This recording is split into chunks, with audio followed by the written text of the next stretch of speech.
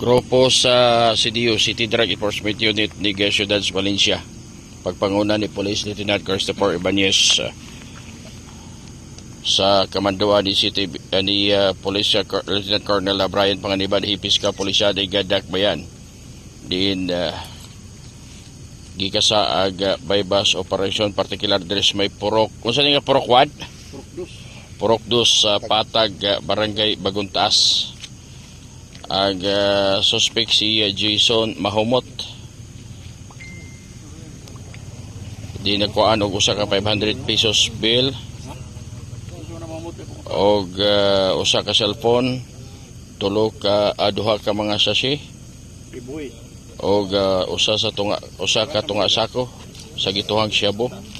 Kini nga mga operasyon ang giabagan sa City Anti-Drug Special Unit Team Kodak Kadsots pagpanguna ni Police Lieutenant Retired Paul Borita sa kamanduan ni City Mayor Ami Galario. Dala usab nini ang usa ka multicab ang na-recover gikan kaniya mga isyon ko.